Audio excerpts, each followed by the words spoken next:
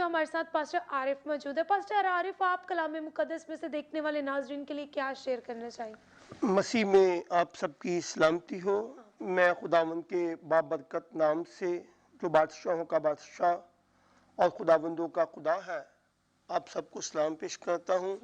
और खुदा के सीनियर खादम जनाब अनवर फजल साहब के लिए, सिस्टर निदा के लिए, पास्टर शौकत के लिए, बाजी बीनश के लिए और तमाम उन खादमों के लिए जो आइज़िक टीवी के साथ और इटर्नल लाइफ के साथ अटैच है, उन सब का शुक्रगुजार हूँ। और ख़ास तौर पर आपका कि आपने हमें मौका दिया कि हम आपके साथ बैठ कर बेमसौल कर सकें। आए हम खुदावंद के ज़िंदा पाक कलाम में से तिलावत करेंगे। आप अपनी हिदायत और रहनुमाई के लिए मेरे साथ निकाल सकते हैं नहमिया नबी का सहीफ़ा, सहीफ़े अंबिया में से उसका पहला बाब 472 सफ़े पे ये मौजूद है। जी जी।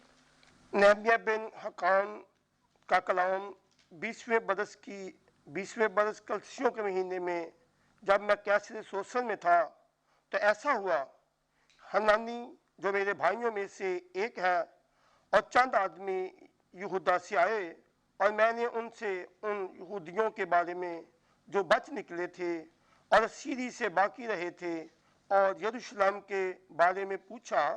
उन्होंने मुझसे कहा कि वो बाकी लोग जो असीरी में छूट कर उस सूबा में रहते हैं, वो नहायत मुसीबत और जिल्लत में पड़े हैं, और यरूशलेम की फसील टूटी हुई और उसके फाटक आग से जले हुए हैं।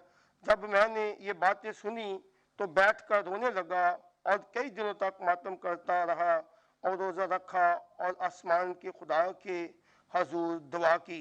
खुदावंद के पाक कलाम पढ़े और सुने जाने पर उसकी खास बरकत हो। आमीन।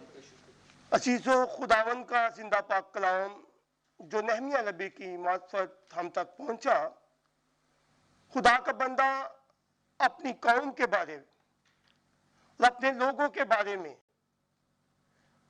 परेशान है। वो अपने लोगों के बारे में दर्द रखता है, अपने लोगों के बारे में सोचता है। ये वो लोग हैं जिन्हें मुकद्दस बादशाह असीर करके ले आया, और इसको ये आज़ाद मिला कि ये बादशाह के घर में रहता और खुदावन के नाम को इज्जत और जलाल देता रहा। लेकिन असीरी में भी, दुखों में भी, मुश्किल में भी ये अपने खुदावंद खुदा को नहीं भूला। इसने याद रखा कि हम कौन हैं, हमारा वतन कौन है, हमारा जगह कौन है। जैसा कि हम खुदावंद के कलाम मुकद्दस में से यूना नबी का सहीफा पढ़े, तो वहाँ भी जब वो जब जहाज डूबने लगा तो उससे उन्होंने पूछा कि तू कौन है, तेरा पेशा क्या है, तेरा वतन क्या है, तू कहाँ का रहने वाला है। तो वो बताता है कि मैं खुदावन अपने खुदा से जो बहबर का खालिक और मालिक क्या है उससे डरता और उसके हजूर से भागा हुआ हूँ।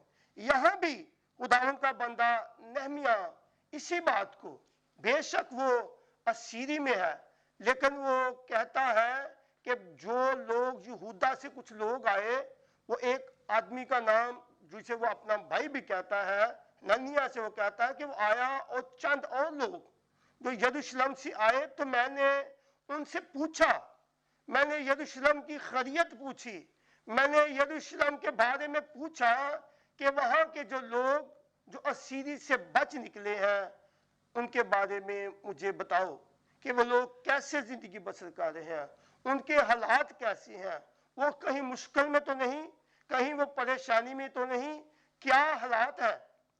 तो कलाम मुकद्दस में लिखा है कि वो फरमाते हैं कि वहाँ के लोग जो बच निकले थे, जो उस सूबे में अभी बसते हैं, जो यरूशलेम में रहते हैं, उनकी हालत नाखस्ता है, वो मुश्किल में है, वो परेशानी में है। वहाँ के फाटक जले हुए हैं, वहाँ की कब्रें उचरी हुई हैं, वहाँ बड़ी मुश्किल है, वहाँ लोग फसील जो बनी हुई है वो टूट गई है। वहाँ इतनी मुश्किल है कि हमारी बहनें, हमारी बेटियां जब वहाँ बैठी होती है तो लोग बेधड़क शहर में घुस आते हैं, جیسا کہ ہم جانتے ہیں کہ پرانے جب قلعے بنائے جاتے تھے، جب شہر آباد کیے جاتے تھے تو وہاں فصیل بنائی جاتی تھی، دیوار بنائی جاتی تھا کہ جو کوئی بھی داخل ہو وہ اس دروازے سے، اس پھاٹک سے اندر آئے. جیسا کہ ہم کلام مقدس میں سیکھتے ہیں کہ متی رسول کے بارے لکھا ہے کہ وہ ٹیکس لینے والی چوکی پہ بیٹھے ہوا تھا. یہ ٹیکس لینے والی چوکی اس جگہ ہوتی ہے جہاں سے آپ شہر میں داخل ہوتے ہیں. تو وہ لکھتا ہے کہ وہ شہر کی دیواریں، وہ پھاٹک اچھڑ گئے ہیں، وہ ویران پڑے ہیں. وہاں کی حالت بہت خستہ ہے، وہاں کے رہنے والے لوگ بڑے دکھی ہیں، اس لیے وہاں کی حالت ٹھیک نہیں. وہ فکر رکھتا ہے، پھر کہتا ہے کہ میں ان باتوں کو سنا، پھر میں نے ان کے بارے میں سوچا اور میں زار زار رونے لگا. پھر میں نے ماتم کیا، اور سب سے بڑھ کر وہ کہتا ہے کہ میں خداوند کے حضور میں جھکا، میں نے روزہ رکھا اور خداوند سے دعا کی کہ میرے خدا، میرے وہ بہن بھائی، وہ میرے عزیز، وہ میرے رشتہ دار، وہ تجھ پر ایمان رکھنے والے لوگ جو تیرے ساتھ چلتے ہیں، جو تجھ پر توکل کرتے ہیں، آج کتنی مشکل میں ہے. اے خدا، ان کی حفاظت کرنا، تو ان کی نگہبانی کرنا، تو انہیں سنبھالنا. پھر خداوند کے کلام مقدس میں لکھا ہے کہ وہ روزہ رکھ کر خداوند میں مسرور ہوا، پھر خداوند کے حضور میں جھکا اور خداوند نے دعا سنی. روزہ ایک ایسی عبادت ہے جو انسان کو خدا سے ملاتی ہے. روزہ ایک کمپلیٹ عبادت ہے. جب ہم روزے میں ٹھہرتے ہیں تو خدا ہمیں برکتوں سے مالا مال کرتا ہے. جب ہم روزے میں ٹھہرتے ہیں تو خدا ہمارے لیے آسمان کے دریچے کھول دیتا ہے. اور روزہ ایک عبادت ایسی ہے کہ وہ انسان کو نہیں بلکہ جو لوگ تخت پر بیٹھے ہوتے ہیں ان کو بھی مجبور کر دیتا ہے. ہم دیکھتے ہیں کہ لکھا ہے کہ خداوند کے کلام مقدس میں اگر ہم آستر کی کتاب پڑھیں تو وہاں لکھا ہے کہ ہم نے روزہ رکھا. آستر کہتی ہے کہ تم بھی 3 دن تک روزہ رکھو، میں اور میری سہیلیاں بھی روزہ رکھیں گی، اور اسی حالت میں، اسی صورت میں میں خداوند کے حضور میں جاؤں گی، بادشاہ کے حضور میں جاؤں گی اور اس سے درخواست کروں گی. اور آپ اس بات کو جانتے ہیں کہ روزہ بادشاہ کے حضور میں بغیر اجازت نہیں جا سکتے، لیکن مجھے 3 مہینے ہوئے مجھے بلایا نہیں گیا، لیکن میں جاؤں گی. اگر میں ماری گئی تو ماری گئی. لیکن خداوند کے کلام مقدس میں جب ہم دیکھتے ہیں کہ روزہ کمپلیٹ عبادت ہے، روزہ خدا کے حضور میں جب ہم ٹھہرتے ہیں تو خدا کے ساتھ ایک تعلق بنانے کی ذریعہ ہے. تو پھر ہم دیکھتے ہیں کہ روزے کے وسیلہ سے جب وہ روزے میں ٹھہرے تو لکھا ہے کہ بادشاہ کو رات کو نیند نہ آئی. وہ نیندیں اڑا دیتا ہے، وہ متوجہ کرتا ہے، وہ اس بات پر سوچنے کے لیے مجبور کرتا ہے کہ ہم خداوند کے حضور میں ٹھہرے ہیں. پھر جب روزے میں ٹھہرے تو خدا نے برکت دی اور مالا مال کیا. آج ہمارے لیے بھی میں شکر گزار ہوں اپنے پاسٹر سینئر انور فضل صاحب کا کہ ان کی بھی رویا ہے تاکہ وہ اپنے ان لوگوں کے لیے جو دکھوں میں گرے ہیں، مشکلوں میں گرے ہیں، ان کے لیے خداوند سے برکت چاہیں.